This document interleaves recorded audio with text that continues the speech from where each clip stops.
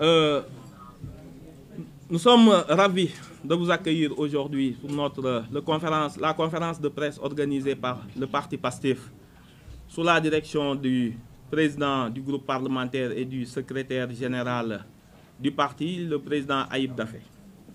Nous remercions tous les honorables députés qui sont venus assister à cette conférence de presse. Nous espérons qu'au sortir de celle-ci, toutes les manipulations autour de la loi d'interprétation sur le champ d'application de la loi d'amnistie seront définitivement rangées dans les tiroirs. De quoi s'agit-il? Lorsque la loi d'amnistie a été présentée en 2024, les députés de Yewwi Askan Wi et notamment ceux de PASTEF avaient posé à Madame la ministre Aïssata Tall Sall, garde des Sceaux, ministre de la Justice, qui présentait la loi au niveau de l'Assemblée nationale, qui défendait cette loi au niveau, le projet de loi d'amnistie au niveau de l'Assemblée. Est-ce que les crimes de sang, est-ce que les crimes de torture, les infractions de torture, de traitement inhumain et dégradant étaient couverts par l'amnistie? Elle a bien précisé en commission des lois, et le rapport de la dite commission est là pour le prouver, qu'aucun acte de torture ne pouvait être couvert par la loi d'amnistie. Les députés PASTEF ont pris acte de cette déclaration, ont décidé de ne pas voter contre, de s'abstenir en commission, attendant la plénière. Lors des plénières, le texte qui a été présenté a été écrit, libellé de sorte à couvrir toutes les infractions de toutes les catégories et quelle que soit leur nature. Toutes les infractions criminelles, que ce soit les assassinats, les tortures et les actes de barbarie, dans l'écriture, la rédaction de la loi semblait être couverte par l'amnistie, constituant un reniement de la ministre qui, devant l'hémicycle, a déclaré, vous le savez tous très bien, toutes les infractions criminelles de toute nature sont couvertes par la loi d'amnistie. Cela avait soulevé l'ire des députés de PASTEF et de Yewwi Askan Wi qui avaient voté contre cette loi d'amnistie. Donc ce n'était pas une loi taillée sur mesure pour PASTEF, mais plutôt pour protéger ceux qui avaient commis des atteintes graves aux droits fondamentaux de l'homme.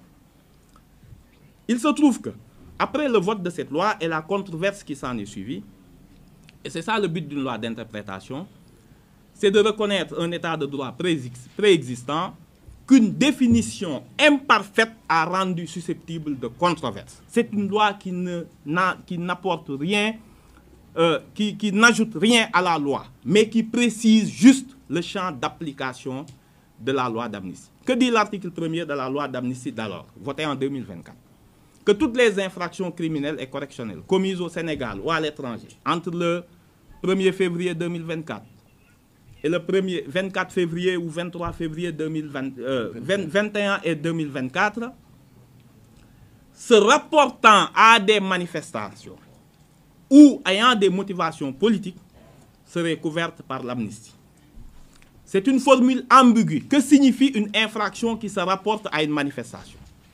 Dès lors qu'il peut être établi qu'il y a un lien, même minime, entre l'infraction d'assassinat, de meurtre, de torture, avec une manifestation politique, ou que l'auteur de ces infractions puisse justifier celle-ci par des motivations politiques, il peut bénéficier de l'amnistie, créant un vaste champ d'impunité des auteurs de ces crimes odieux.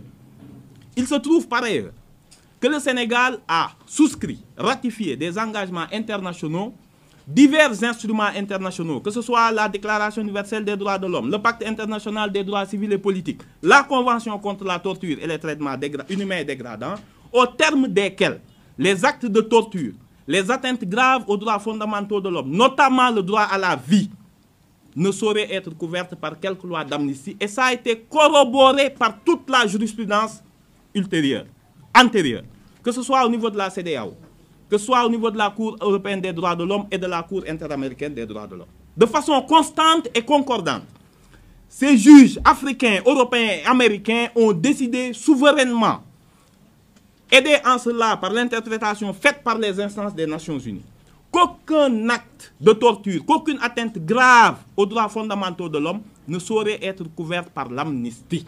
Autrement, cela engage la responsabilité internationale de l'État en question. Le pouvoir législatif ne dispose plus d'un pouvoir illimité d'amnistier toutes les catégories d'infractions, même à la suite d'un conflit armé, même à la suite d'un processus de réconciliation nationale. L'amnistie n'est pas l'impunité pour certains crimes graves qui sont des atteintes à l'humanité, que ce que l'humanité considère comme des actes de barbarie, comme des actes graves.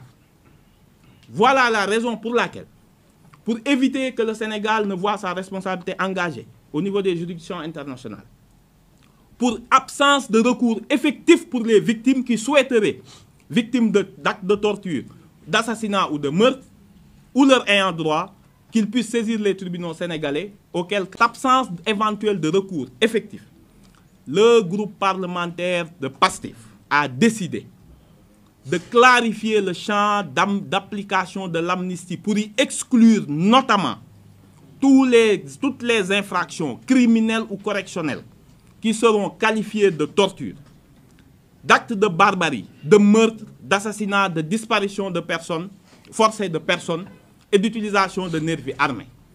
Le but de tout ceci n'est pas une chasse aux sorcières, une justice des vainqueurs. Il n'est pas normal que dans un pays démocratique comme le Sénégal, que pour chaque manifestation, que des citoyens, notamment très jeunes, puissent perdre la vie. La politique n'est pas un permis de tuer. On peut contester politiquement, quelle que soit la violence de la contestation politique, l'État doit avoir la réserve nécessaire et les instruments nécessaires pour ne pas prendre la vie. La Constitution ne donne pas un droit de mort, un permis de tuer. Pour que ça ne se reproduise plus et pour que les victimes puissent avoir l'apaisement nécessaire à leur reconstruction et à leur deuil, il a paru nécessaire de rouvrir ces cas qui risquaient d'être emportés par le silence de l'amnistie. Tous les cas, tous les assassinats, tous les meurtres seront exhumés.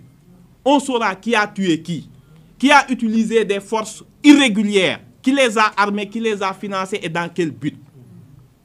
C'est ce devoir de vérité que l'on doit non seulement aux victimes, mais aussi à la garantie de non-répétition de ces crimes que le groupe PASTEF a décidé de tout mettre sur la table.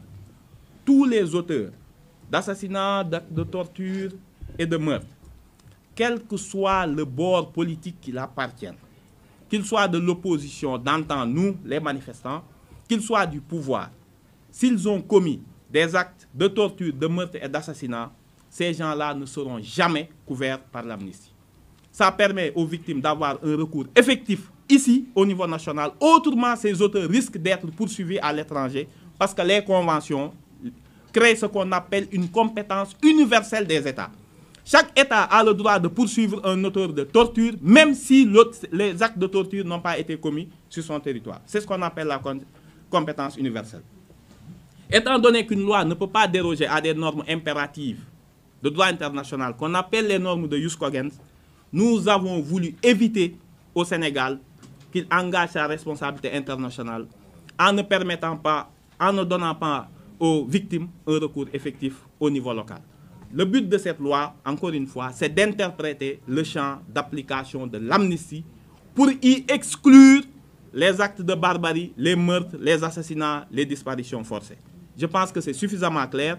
Bien entendu, certains ont dit, pourquoi vous n'avez pas abrogé purement et simplement? Ils confondent les notions. L'abrogation n'a d'effet que pour l'avenir. Ceux qui en ont bénéficié conservent définitivement leurs droits acquis. Ce n'est pas le but. Si on voulait échapper, nous, vraiment à des poursuites, on allait faire l'abrogation. Parce que quasiment tous les manifestants sont aujourd'hui dehors.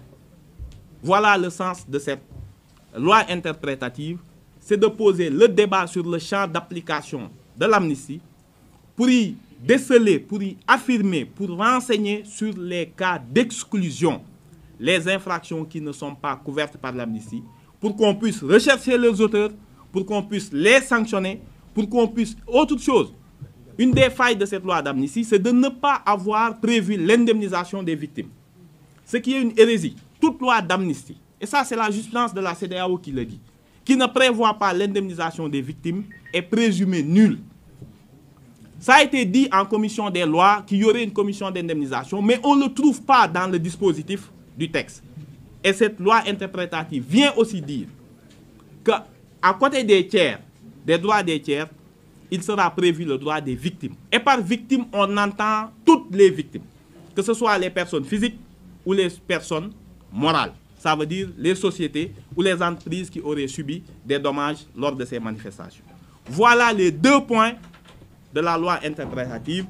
Affirmer le champ d'application de la loi et prévoir un mécanisme d'indemnisation des victimes. Voilà, merci beaucoup. Merci beaucoup.